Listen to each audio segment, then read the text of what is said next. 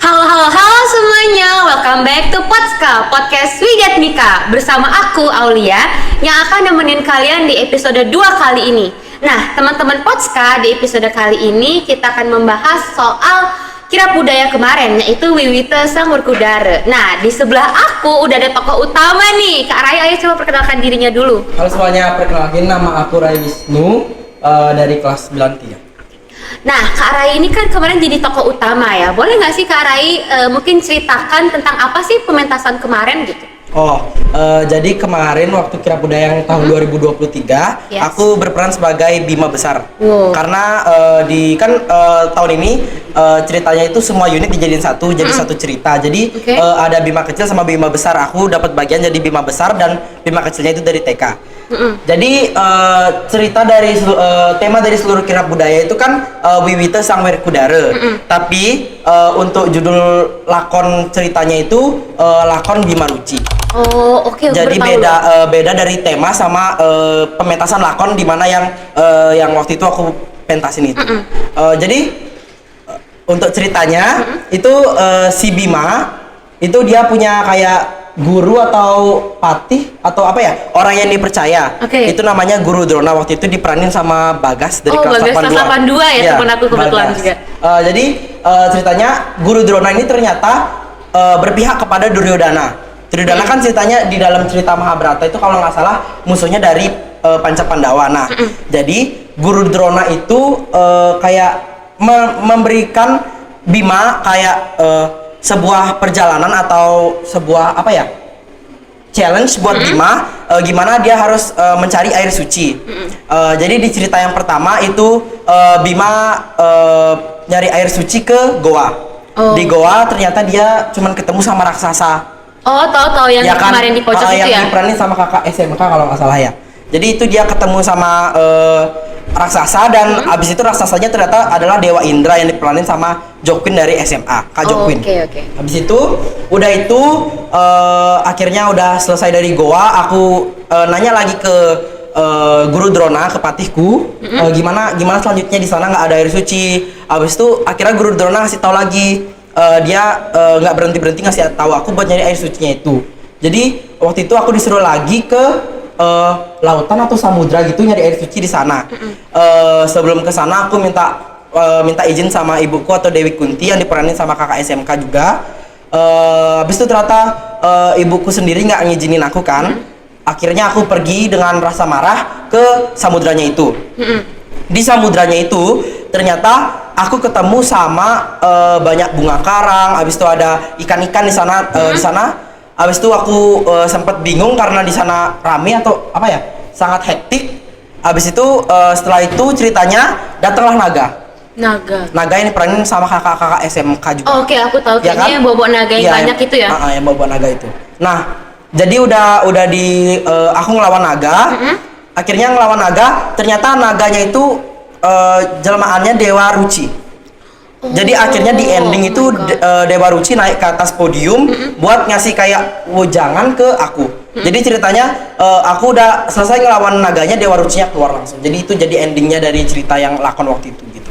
Oke, aku baru tahu kalau ternyata tuh ceritanya tuh se-meaningful itu karena kan selama pementasan itu kan pakai bahasa Bali ya, apalagi bahasa Bali halus. Jadi mungkin banyak orang yang masih nggak ngerti story di balik pementasan kemarin. Kak Rai, kalau boleh tahu nih, apa sih makna dari pementasan yang Kak Rai pentasin kemarin?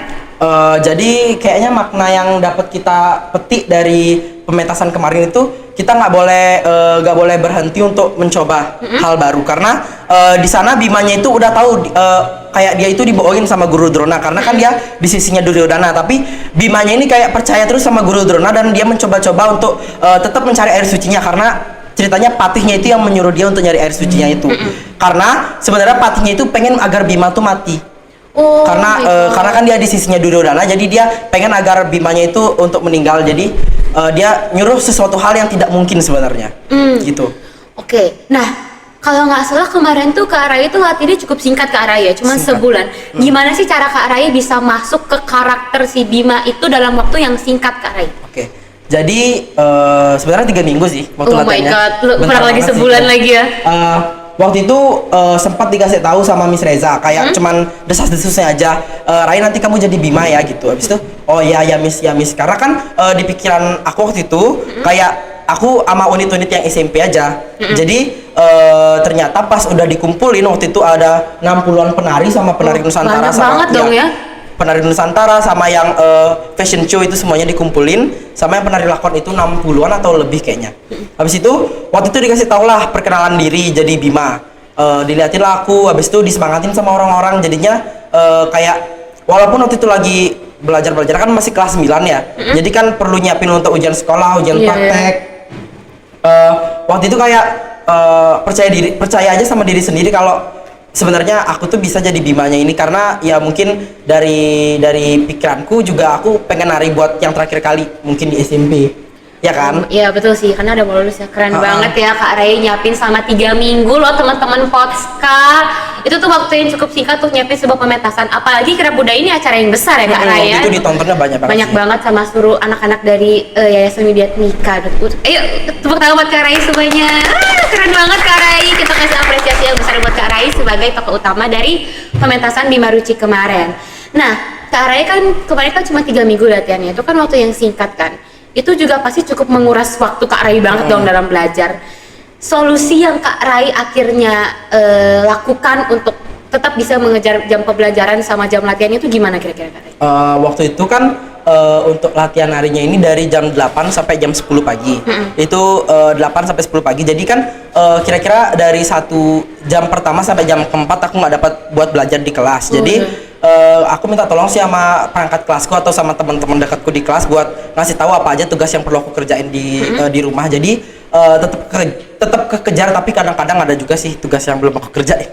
Iya sampai sih sekarang. pasti sih, karena kan waktunya lumayan kesita banyak ya teman-teman Potska. Kadang latihan kayak gitu tuh lama ya, apalagi tuh pementasan yang besar teman-teman Potska. Nah, ngomongin soal pementasan seni, kayaknya Kak Rai ini apa dipercaya jadi tokoh utama udah pernah ya sebelumnya ikut-ikut pementasan seni. Suka seni dari kapan sih Kak Rai? Aku suka seni dari SD sih harusnya. SD? Tapi kayak nggak terlalu menekuni bidang seni sebenarnya. Tapi karena mungkin Miss Reza juga karena aku tahun lalu juga udah ikut Kirab Budaya yang kalian anak-anak muridnya nggak ada yang datang, cuman live IG itu aja. Jadi mungkin aku dipilih lagi sama Miss Reza. Karena mungkin badanku juga cocok ya untuk Bima. Oh my god. Jadi ya gitu, dipilih. Ya aku nekunin seni dari SD. Waktu itu aku sempat lomba Mesatu Bali. Oh my god. Mesatu Bali, habis itu waktu kelas 4 kalau nggak salah itu udah Kirab Budaya, aku udah ikut waktu itu. Jadi emang udah biasa melihat keramaian ya, udah biasa emang udah bisa jadi the center of attention lah ya kalau kata anak zaman sekarang. Kak Rai, kira-kira tuh apa sih yang membuat Kak Rai yang bisa suka sama seni, apalagi dunia pementasan gitu? Mungkin karena aku suka nari. Jadi waktu pementasan itu aku enjoy aja, apalagi waktu itu karena peranku itu tidak ada dibantu oleh peran lain, atau misalnya kayak nggak ada gerakan pasti. Misalkan kayak siapa dayang-dayang waktu itu kan mereka berenam tuh. Jadi mereka itu lebih sulit menurutku latihannya karena gerakan mereka harus sama, temponya harus pas gitu. Sedangkan aku mungkin karena aku sendiri, jadi aku enjoy aja buat narinya, karena gerakanku itu ya aku improvisasi sendiri waktu di panggung. Improvisasi sendiri loh. Oh my god, jadi emang pengalaman tuh emang jadi tempat belajar paling terbaik ya teman-teman Potska, karena sampai Kak Rai bisa improvisasi berarti Kak Rai itu udah bisa mendalami karakter yang dia mainkan, which is si Bima Ruci itu ya Kak Rai kan. Dalam dunia seni Kak Rai, ada nggak sih tokoh yang Kak Rai jadikan panutan sampai Kak Rai itu bisa sampai jadi sekarang? Kalau tokoh-tokoh dari seni mungkin nggak ada ya, karena aku mungkin dari film-film mungkin ada tokoh-tokoh yang aku suka film-film Marvel atau film-film yang lain lah. Sama sih aku juga suka Marvel. Ya kan, habis itu tapi kalau tokoh-tokoh seni kayak orang Bali yang nari gitu nggak ada sih, karena aku nari ini kan sebenarnya aku nari cuma di sekolah.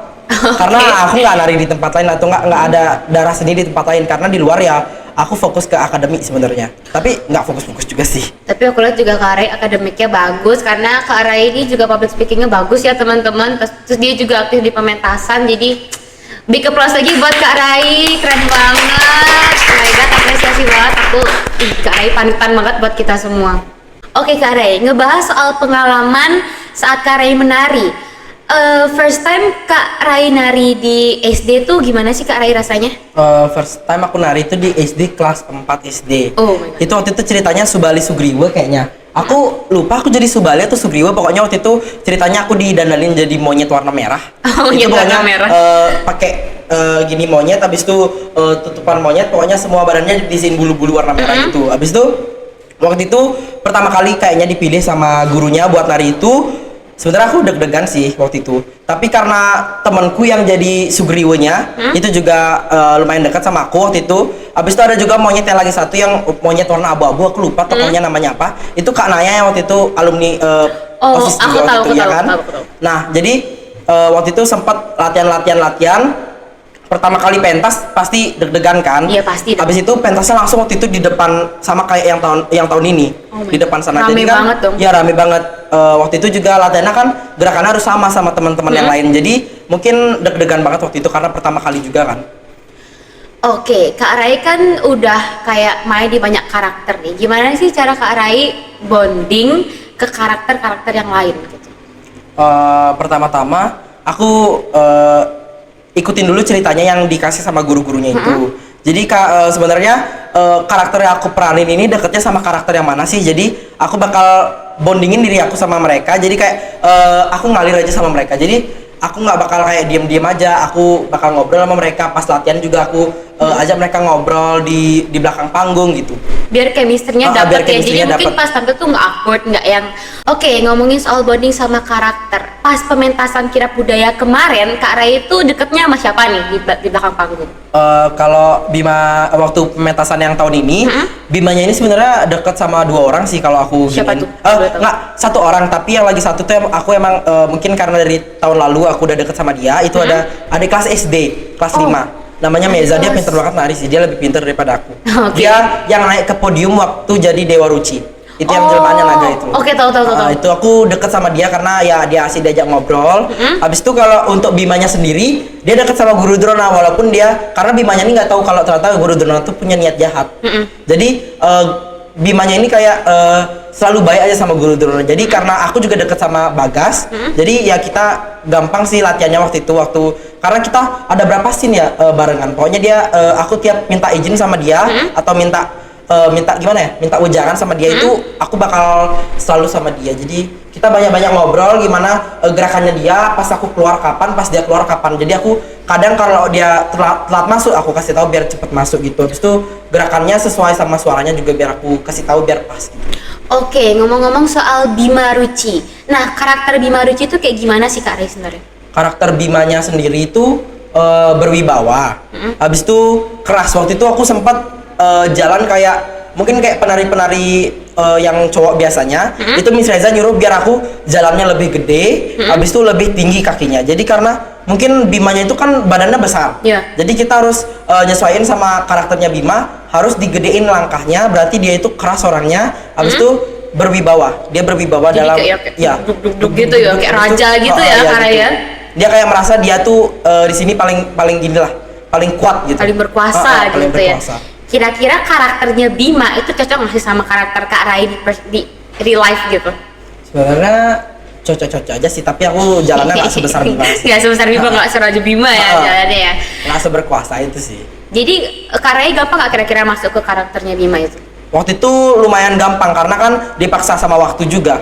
Kak Rai, coba dong ceritain pengalaman terbaik yang Kak Rai alami selama kemarin mempersiapkan atau saat mementaskan Bima Ruci itu. Kalau waktu Bima Ruci itu pengalaman terbaikku waktu pentasnya langsung sih karena kan kita jam 4 pagi udah kesini untuk nyiapin Jam 4 make up pagi? sama busananya itu ya. Jadi jam 4 pagi kita udah kumpul di sini, udah make up, habis itu pakai busananya waktu itu.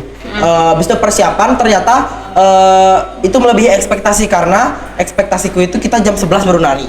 Ternyata itu pagi ya jam 9 atau jam setengah 10 gitu udah nari. Jadi kan nggak terlalu panas tuh, jadi enak kita narinya.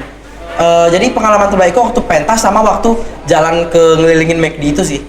Waktu ngarah ogah-ogah Karena gitu kan ya. setelah pementasan lakon itu kita bakal kumpul yang pentas-pentas dari Tari Nusantara, fashion show sama lakon itu berbaris buat ngelilingin dari SMP Bidat Mika ke perempatan McD itu tau kan? Nah di sana muter sampai sini balik lagi ke sini. Jadi seru sih waktu itu karena ada ogoh-ogohnya juga. Habis itu yang pentas-pentas di depan aku waktu itu sama Bagas sama Fanya. Jadi kita bertiga gitu ya. Kira-kira pakai nggak panas? Panas sih, panas banget. Tapi kan aku nggak pakai baju cuman. Oh iya, oke, Oke Kak Rai, udah lumayan kita berbincang-bincang tadi di episode kali ini ya.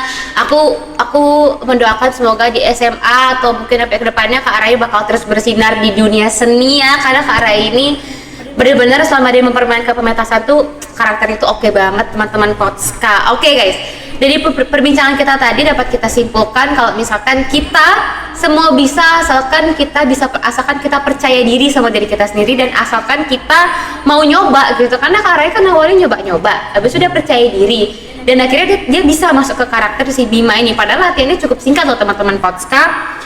Oke Kak Rai, mungkin ada pesan untuk adik-adik nanti yang mau melanjutkan fragmentarinya? Ada beberapa pesan sih. Jadi kayak nanti kalian misalnya siapapun yang dipilih sama Miss Reza, kalian siap-siapin diri aja. Yang penting kalian percaya diri, habis itu bisa masukin ke peran itu ke diri kalian. Karena kan kasihan juga Miss Rezanya nanti milih peran-peran yang barunya siapa aja.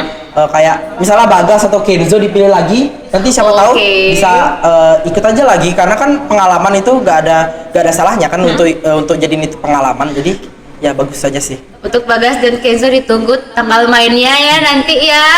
Kak Rai udah bersabda nih kayaknya bakal dipilih nih selanjutnya. Oke teman-teman, itu adalah akhir mungkin dari episode kali ini ya. Makasih banyak udah nonton episode 2 kali ini, dan bersama Kak Rai makasih juga udah datang, udah main-main di Potska episode 2 kali ini. Teman-teman Potska jangan lupa tungguin episode 3 ya teman-teman sama kos selanjutnya. Dadah!